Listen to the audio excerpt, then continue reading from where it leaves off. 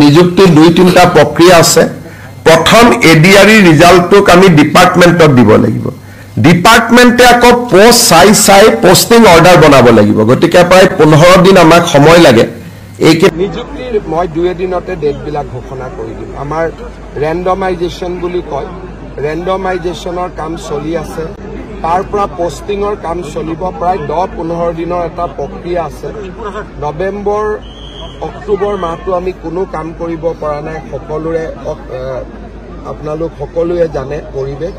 নৱেম্বৰত আমি নিযুক্তিৰ প্ৰক্ৰিয়া আৰম্ভ কৰিম ডিচেম্বৰত আমি শেষ কৰিম এটা এটাকৈ আমি নিযুক্তি দি যাম প্ৰথমতে এলপি তাৰপিছত পুলিচ তাৰপিছত gazetted officer ADRE 3 ADRE 4 health এনেকে প্ৰায় 35,000 নিযুক্তি পাব অহা 5 তাৰিখৰ পৰা ৰাস মহোৎসৱ আৰম্ভ হ'ব গোটেই ৰাজ্যখনত আমি যেনেকে দুৰ্গা পূজাৰ সহায় কৰোঁ বিহুক সহায় কৰোঁ তেনেকে এইবাৰ কেবিনেটে 2068খন ৰাস সমিতিক 25,000 টকাকৈ ৰাস উৎসৱ অনুষ্ঠিত কৰিবলৈ এককালীন সাহায্য মঞ্জুৰি কৰিছে আৰু মাজুলীৰ যি 67 ৰাস আছে মাজুলীৰ ৰাস সমিতিসমূহক আমি 50,000 টকাকৈ দিবৰ বাবে সিদ্ধান্ত গ্ৰহণ কৰিছোঁ মাজুলীৰ 67খন ৰাসে 50,000কৈ টকা পাব আৰু ৰাজ্যখনৰ 2068খন ৰাসে 25,000 টকা কৰি তেওঁলোকে আমাৰ এককালীন সাহায্য লাভ কৰিব 5 তাৰিখে যেনেকৈ ৰাস মহোৎসৱ অনুষ্ঠিত হ'ব 5 তাৰিখৰ দিনটো ভাৰতৰত্ন ভূপেন হাজৰিকাৰো মৃত্যু দিৱস জন্ম শতবাৰ্ষিকীৰ মাজতে এইবাৰ 5 নৱেম্বৰত ভূপেন হাজৰিকা দেৱৰ মৃত্যু তিথি বা তিৰুভাৱ তিথি উদযাপন কৰা হ'ব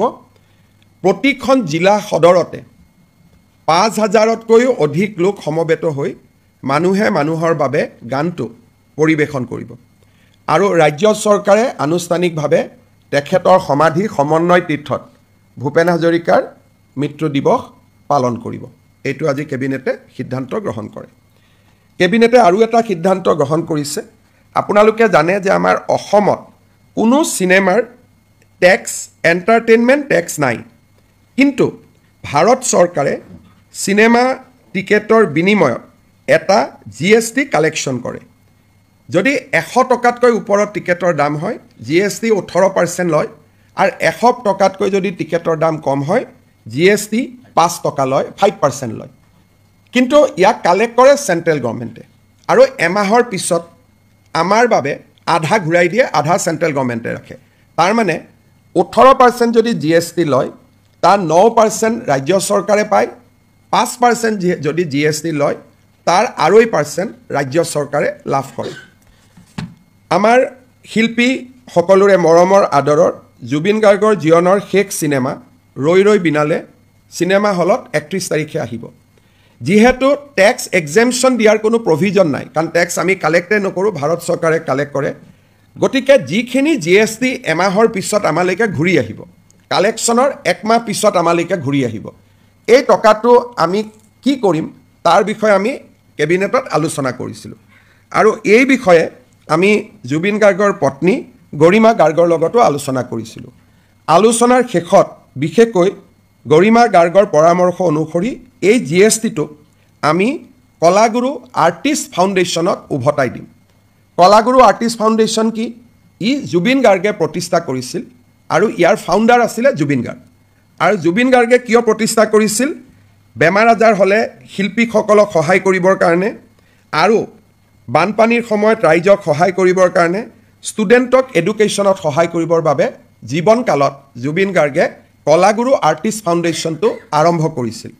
আমি ৰাজ্য চৰকাৰৰ যিটো জিএছটিৰ অংশ আমি কালেক্ট কৰিম এই গোটেই কালেকশ্যনটো আমি কলাগুৰু আৰ্টিষ্ট ফাউণ্ডেশ্যনত আমি ডনেট কৰিম আৰু এই ফাউণ্ডেশ্যনটো মই আগতে কৈ যোৱাৰ দৰে ই জুবিন গাৰ্গে গঠন কৰিছিল দুখীয়া মানুহক সহায় কৰাৰ কাৰণে আৰু মই ভাবোঁ যে এই পুঁজিকেইটাৰে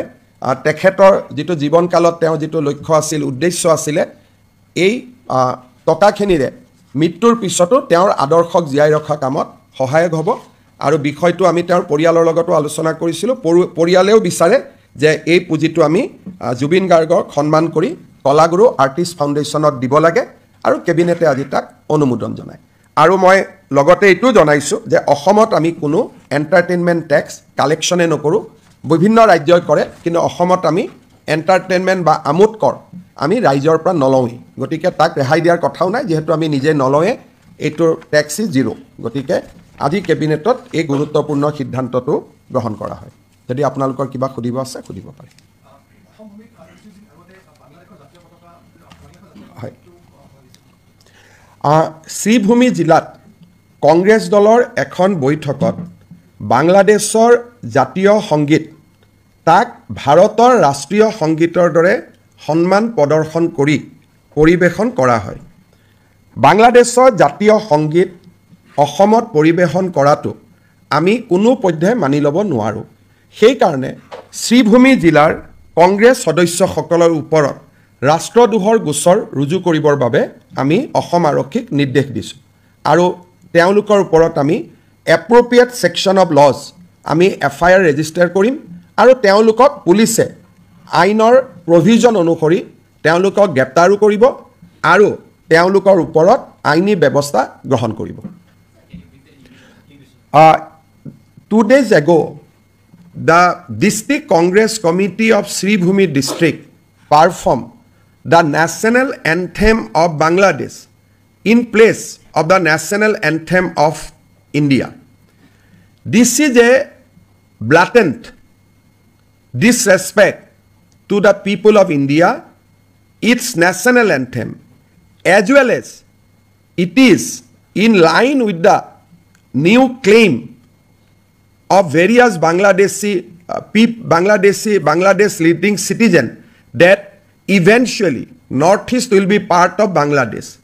We see the recitation of national anthem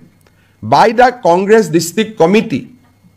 is somehow a endorsement of the claim of various Bangladeshi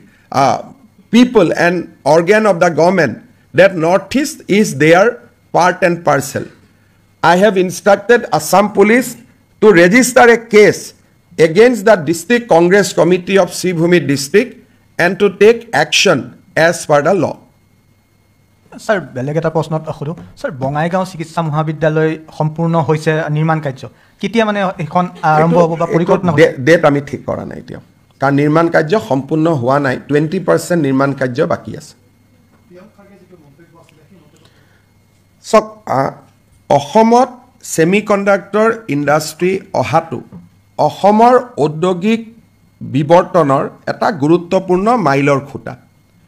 টাটাই সেমিকণ্ডাক্টৰ ইণ্ডাষ্ট্ৰি ননালৈকে